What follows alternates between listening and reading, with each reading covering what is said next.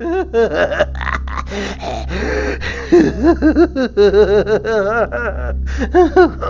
boy! What's up, everybody? We are back for another episode of Kryptonians Who Laugh. As you already know, I'm Kal-El, Zombie K. Zombie K. Feeling the zombie part today. Yeah. Mm-hmm. It's been a Recently. long one. Yeah. Yeah. But we're here. Yep. Because we love you. Well. Okay. Yeah. We got new lights. Yes. Lights now. And it's like a mini rave party in here. Yeah. Like, it goes faster, but... Was that your rave? It's Same thing. that is not. You're going. It's the same beat. It's It the is. same beat. But yours sounds like an awkward moan. Mine is awesome. So... I'm not jamming to that beat. I'm leaving the club if that's the beat that comes That's a on. lie. That's a lie. You're jamming to it, and you got your drink and your glow sticks, and you just Oh, like what was his name? Oh, jeez, the guy that was like, what was his name? from White Chicks? Yeah, like the huge dude. Terry Crews. Yes, Terry. Okay, I thought his name was Terry, but I didn't want to Yeah, get Terry. it wrong. Yeah, he's just like the peg dance. So he's going. Yeah. You're grooving to it. You're grooving to it. You're welcome. Oh God, I love Terry Crews. He's so funny. Anyway, But anyway, we're gonna get right into the topic of the day. yeah. But I just want to say it's probably the biggest thing going on right now. I mean, besides me. And that's the raid on the Capitol. Oh, okay. Raid is a strong word. I would call it like Riot? a tantrum. Well, they did raid. They did break in. Yeah, they broke in, but they didn't really do anything besides take selfies. Well, no, they broke into offices and vandalized stuff, and Oh, okay. and so it was a raid. Okay. A raid by a group of terrorists. Okay. A group of thugs. A group of children who were throwing a tantrum because they didn't get their way. And that's from that's like me outside looking in. Like, I'm not into politics. I'm not into this side or that side, but that's what I saw. I will comment on the irony of it. Okay. Because 4 years ago, when the Democratic Party were investigating the Trump inauguration and election, Trump stated, "You will never see us doing this if we lose." And then, it's just ironic, alright? Like, it's like Emperor Palpatine, when he's just looking off at the weird fish dancing thing in Revenge of the Sith, and he just goes, ironic. That's all I'm thinking about. So it's everything with him is ironic. Very. Everything is and people who buy into him, I would have to question what you're thinking, because he talks out of both sides of his mouth. He'll say whatever he needs to say at that time to get your favor. Mm-hmm. So how can you believe anything that he says? To be fair, that's most politicians. But it feels like, and that's probably true, but it feels like the gag reel of him saying one thing and then saying the complete opposite is glaringly obvious with this dude. Yeah. Politics aside, I just don't like him as a person. Mm-hmm. He's a spoiled rich kid who never had to go through anything tough, who is now given all this power and who is abusing it. Yeah. That's pretty much what I gather from him.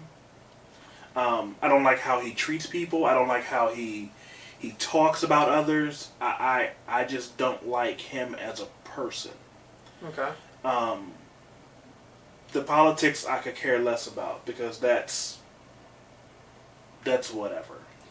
I don't like him as a person, and I don't agree with his political ideologies on a lot of things. Like his foreign policies, I don't agree with them. I don't agree with his idea about with the Middle East to make an arms deal with them, to where he gives people that have a history of being our biggest enemies several billions of dollars worth of weaponry. Yeah. I think that was an idiotic move. I don't agree with his border policies. I don't agree with how he sees immigration. I don't agree with how he treats the education system, the amount of budget cuts that's been taking place to it. I just don't agree with it. Him as a person, he fear-mongers, and that's why I don't like him. Yeah. Just like every politician, he'll lie. You know, it's nothing new. Politicians lie. They, like you were saying, they'll say one thing to one crowd to appease that crowd, and then go to a different crowd and say something different to please that crowd. Mm-hmm. That's something that every politician does.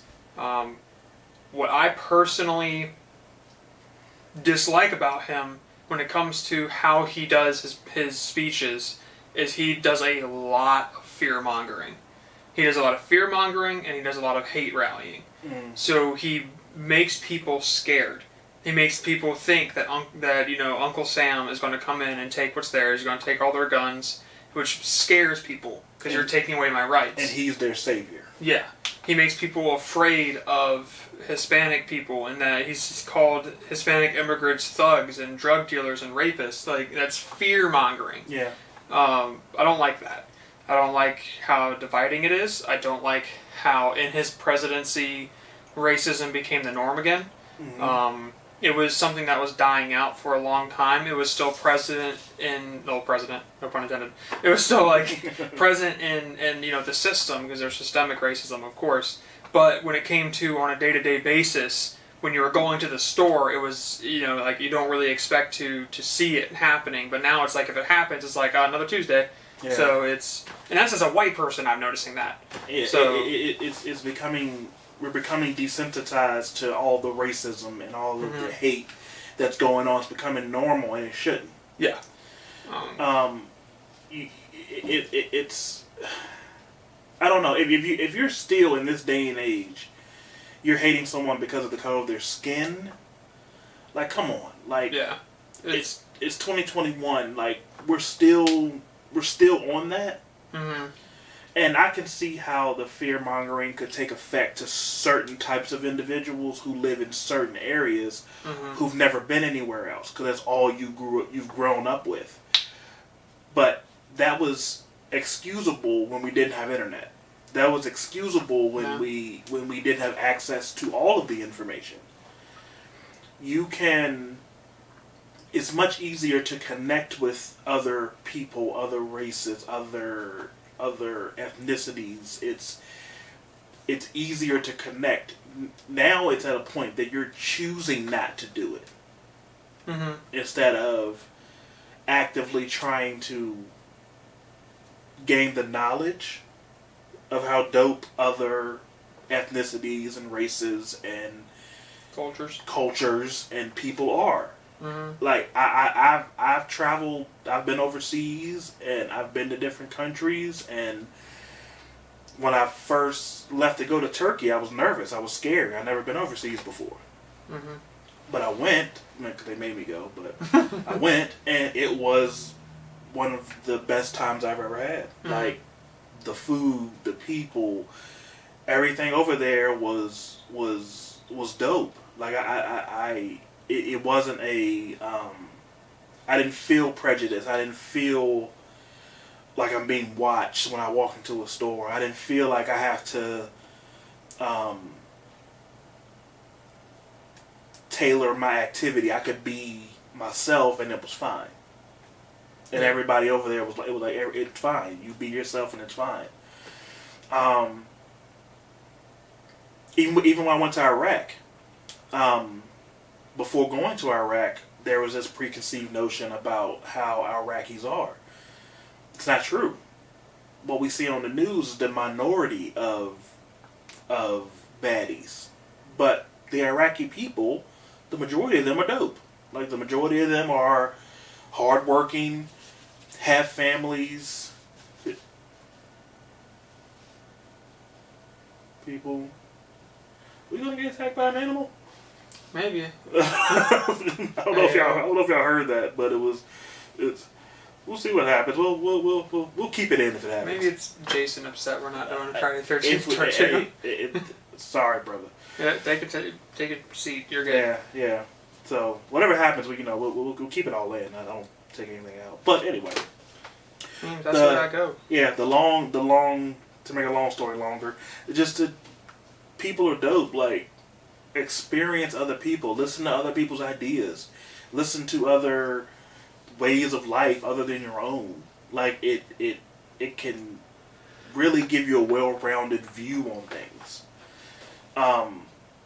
But back to the Capitol. So, real quick. Oh, I'm sorry. Go ahead. You're fine. I just wanted to say the comment that I made earlier about how racism became more normalized within these 4 years. That is not something that I personally have coined, and I wanted to give credit where credit's due. My girlfriend pointed that out to me, and so I just wanted, if you're watching this, there's me giving you credit. All right, continue. He gave you credit. You can't say he didn't. Yeah, now you can't be mad at me. You can't say you never give me credit. You can't, because you have it on tape. Yeah, exactly. It's on the interwebs now. I'm winning. Even if I never give you credit again, if you ever bringing it up, I'm just showing you this. It's on the interwebs. So it's canon. It's canon now. It is canon. You're right. It is canon. He gives credit. It's canon now. Yeah. So the Capitol raid. What on earth is that? Told you. It's a window behind you all, the camera. The audience. And it's open because I let fresh air in here. And we hear something scuttling in the leaves outside. I don't know if y'all hear it or not. I wonder if it's a puppy. But if you start hearing like somebody go, then it's probably your neighbor messing with you. Might be a raccoon, though. I wish, dude. Yes, bring the trash pandas. That's right by the window. It is right by the window. Yeah, we might have a guest join us soon, so something might clap through that window. But anyway, that'd be fun. There was a hearing to certify the vote of the election, obviously, of Joe Biden, and a group of Trump supporters gathered in D.C. to protest, which is fine. Yep. Which is fine. Yep. They have every right to gather, have every right to protest, have their voices heard. It's what America is. I don't have an issue with that at all. The issue I have is when that turns into violence. The issue I have is when that turns into, we didn't get our way, so we're physically going to push our way into the Capitol building. 5 people were killed. 4 Trump supporters and 1 Capitol police officer who was pretty much beaten to death. It's what was reported. One of the Trump supporters was a military veteran, such as myself. She was in the U.S. Air Force, such as myself. She was a security police officer, such as myself. I have zero sympathy for her. I have zero sympathy for her as a veteran. I have zero sympathy for her as a person. We swore an oath to protect this country against threats foreign and domestic. When she decided to commit that criminal act, she turned her back on that oath. Her being there, not a violation of that oath. She has every right to have her voice heard and to disagree and to protest to her heart's content. The moment she decided to commit a crime, and was killed for it, you play stupid games, you win stupid prizes. I have zero sympathy for her. None at all. I have zero sympathy for her. She turned her back on what we stood for. Our oath was to protect this country. Our oath was to, no matter if we agree with it or not, because I served during the George W. Bush administrations. I didn't agree with him, but that was my oath. That was my oath. You didn't see me storming a Capitol building because I didn't agree with what President Bush was doing. That was my oath. And that was my responsibility and my duty. And when you get out of the military and you consider yourself a veteran, that doesn't mean that oath goes away. You still have those beliefs and you still have those ideals, and especially as a security police officer. SF is security forces is we're a very tight knit group, and I have some security force friends who actually knew her and reached out to me about that, and I told them pretty much the same thing. I thanked them for how they felt. I understand that they knew her, but that doesn't make her immune. You do not get immunity just because you're a veteran. You do not get immunity just because you serve this country. You still are the example, you still have stuff to uphold, and you still represent this country. And what they did at that Capitol did not represent this country. They tried to overthrow democracy because they didn't get their way. In a violent, violent way. You can't tell me everybody there was there for peace when there are people photographed with flexi cuffs. What were you doing with flexi cuffs? Some were armed.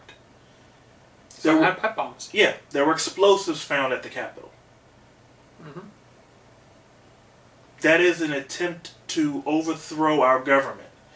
And you said this before, like, your plan was, and this was a meme that I saw on Facebook that was pretty spot on. Your plan was to take the Capitol, take hostages, possibly kill somebody, cause all this ruckus, and then go to work on Monday. That's the end game.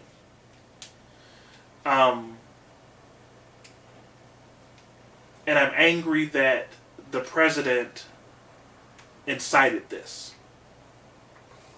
I'm angry that the leader, supposed to be our leader,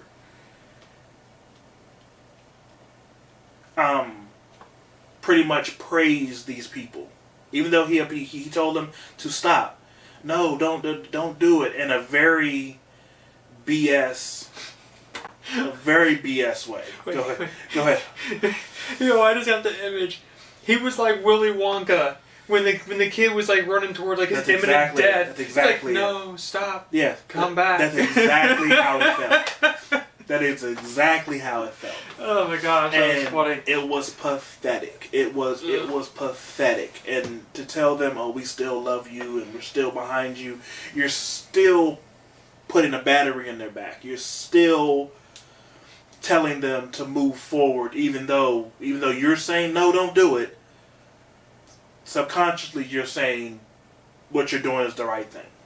It's making them think it's okay if you're sitting there in one sentence you tell them to stop, and then the next sentence you say that you're still valued as a very special person to him. Yes. That's literally, you're just validating what they're doing. Exactly. So, yeah, that's exactly it. Thank you. You were validating what they were doing. Even though you're telling them to stop and go home, which I don't think you meant. You tell them that we're going to march down to the Capitol building together. I'm going to be with you. And then you're somewhere else watching all this chaos happen. Yeah. It's sickening, is what it is. It's sickening. This man has to go. He has divided us long enough. He is a prime example of someone who cannot hold power. There are certain people who are incapable of holding power, and this is a prime example of one. As of now, the vote to impeach him has went through. So he's been impeached twice, meaning they can now vote. But this will have to be when the Senate comes back in, when the Senate convenes again. But it won't be till after his presidency is over with. They can vote that he can never run for public office again, and that is the least of what needs to happen. That needs to happen, because from what I'm hearing, he's planning on running in 2024. Mm-hmm. And we can't have that again. No. So he has to be banned from running public office. He can't hold any power. Go ahead.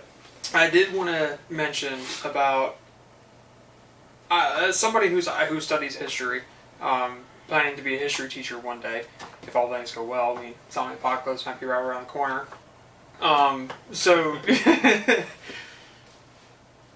we were watching a video, and the guy that we were watching, I don't remember his name, but he made a very good point about the Confederate flag. Yes. Right. Yes. And I wanted to bring that up. I just got done U.S. History 1 in college, and one of the final things I was studying and writing essays about was the Civil War. And I can't express how much of a spit in the face it was to not just me learning about it, but every single Union soldier who died for the United States of America to have that Confederate flag up in the Capitol. Yes, they took down the American flag. And put up the Confederate flag. Yep. And a Trump flag. And a Trump flag, yep. That is the biggest disrespect. The Confederates lost over 100 years ago. It is done. You've lost. You're losers. You're no longer a state. You're no longer a country. You don't exist. But the fact that there are still people who have it so ingrained in their heads that they have a chance to come back, that we're here over 100 years later in seeing that flag, which supports some horrendous things, flying in our capital, is disgusting. That's the only way I can express it. It's utterly disgusting, and I'm embarrassed. That's all I can say. It's embarrassing. Mm-hmm. Especially from I can't imagine what other nations are thinking, because people for some reason believe that we have the most knowledge and we're the most intelligent nation on the planet. And that's not true. By a lot. For example, I guarantee the audience, no offense to any of you, have no idea what's going on in Germany without having to Google it. Right now, if you what's going on in Germany, you have no idea. But if you went over into Berlin and you asked a German what's going on in America, they could tell you word for word every single thing that we're telling you right now. Mm-hmm. They know. They know what we're doing. The entire world knows what we're doing. That's because we were raised to be so entitled that everybody should know us. We're the greatest. We're the best. We're this, that, and the third. And we're not, really. Yes. We've been on a decline since, the 40s. It's not going good for the home team. No, it is rough. But we can do better. It'll take time, but yeah. Yeah, we can do better. We can let our voices be heard in a non-violent way. We can continue to do the right thing and vote when it's time to vote and protest and peacefully. There are peaceful ways of doing this. The biggest contrast from the Capitol situation and the Black Lives Matter protests that happened, last year, there were armed security with tac vests and riot gear and everything just staged up for the Black Lives Matter protests. Here, nothing. Facts. Oh, I did want to comment about that too. I saw a video about this, and one of the senators who was pro-Trump and trying to be against the impeachment, she was talking and trying to compare the Black Lives Matter protests and calling them, riots and vandalism and all that bullcrap to what happened in the Capitol, and saying everybody wants impeachment to happen about this, but why aren't we talking about all these things? And that irritated me because that's called deflection, by the way. It is. It really irritated me because they're two different things. Nobody was talking about the Black Lives Matter protests. We were talking about the Capitol raid and how the president had a part in it. That's what the entire hearing was about. But if you want to put them up front and center. One was protesting the killings of black people by the police that were unjust. The other is because their guy lost an election. Which that's the difference. what Black Lives Matter. I'm not even gonna say Black Lives Matter. What black people were protesting, and white people were there too. Was justice for all people. We want to be treated equally. We're tired of being killed by the police and the racism and the being uncomfortable in our own land versus my guy didn't win an election.